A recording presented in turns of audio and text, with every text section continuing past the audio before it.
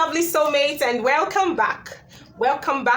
As you already know, we are having a series on a long Playsuit class. So if you've not seen our previous video, that's why I said welcome back. Kindly go back and watch that, okay? Kindly go back and watch that. So in this video, we're going to make the down part of our Playsuit. We're going to draft it, yes, and the first thing you want to do when drafting always is to look for your margins. Okay, I've looked for my upper margin and my side margin. Now this upper margin will be my waistline, then this side margin will just guide me through. Okay, now after that you want to look for the points. The points we are looking for the down part of our Playsuit, that's the short, is our waistline, our hip line, our crotch line, and our hemline. Okay, so we begin. So placing my tape, I'm going to look for the first point, which is my hip line. Hip line is 9 inches. Now there are different ways to get the crotch, as I've explained earlier in the video. So because the Playsuit has ease, working with Playsuit, there should be ease and freeness, because you need to move around, you need to shake your body around. I will work with the other way of getting my crotch measurement, which is to divide my hip by 4. If I divide my hip measurement by 4, I have 10 3/4, okay, around here. And that's not all. I'm still going to add extra 2 inches for ease. This will allow the pants, that's the short, to fit perfectly, and you still enjoy some freeness and ease, since we are working with a woven fabric, a fabric that does not stretch. So the next point I'm going to look for is to add extra 2 inches to my 10 3/4, and we have 11 3/4 and 12 3/4. So this becomes my crotch line for this Playsuit. Then the next thing is to look for my hemline. Now to get my hemline, I will just take off the tape to look for my waistline, okay, coming all the way from the shoulder this time around. Remember, my shoulder to waist measurement is 17 inches, okay, 17 inches. Then from that point I'll look for my hem. So my hem point is supposed to be 40, okay. I will do the remaining when I get to the fabric, okay. So right now I will just use this remaining paper, or let me easily just quickly place a paper underneath there to extend my paper. So I've made an extension there. We're going to continue. So we're looking for a point. I've looked for my hip line, my crotch line, and the length, like we said earlier, I'm measuring all the way from the shoulder. So I have 17 inches here, then to where I need it to be, the 40 inches. So here you have it. I want to create a straight line, right? So we need more than 1 point. So 17 on the margin. Okay, for the length. Okay, let me just mark that first.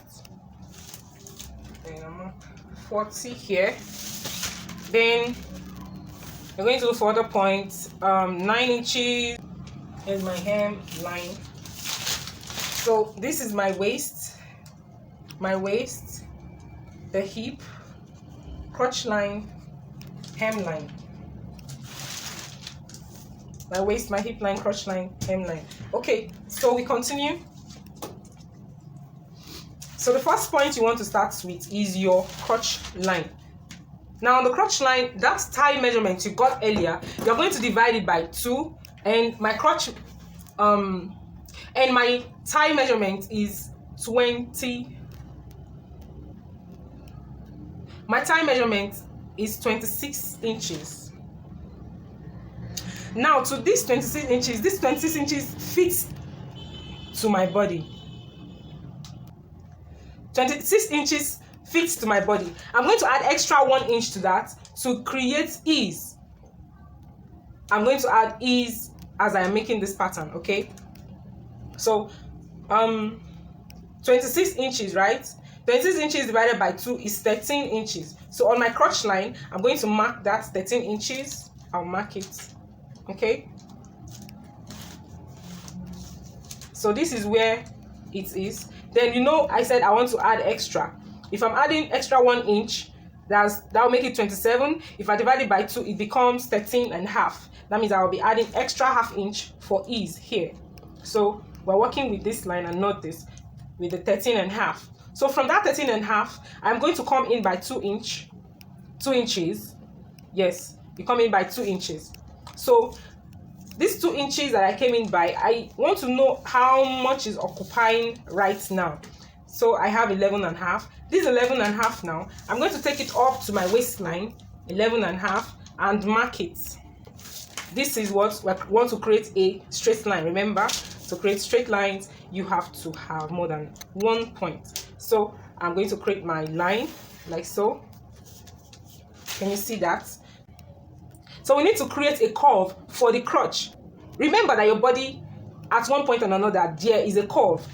Now, in making shorts, you need curve for your pants to suit you or fit you as close as you want, to fit you perfectly, to give you that perfect fit. Therefore, we are going to create curve for our pants. It's very, very necessary. So remember, I came in here by 2 inches. On this line that I have ruled, I'm still going to come up by another 2 inches.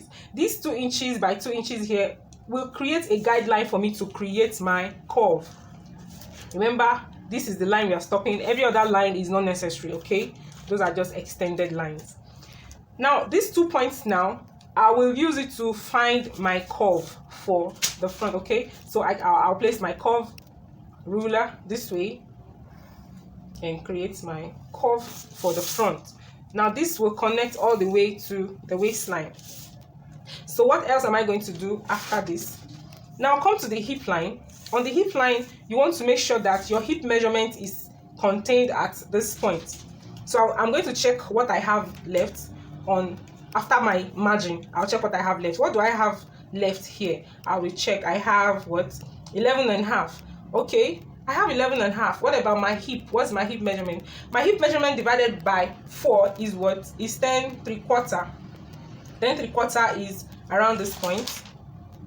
Is here.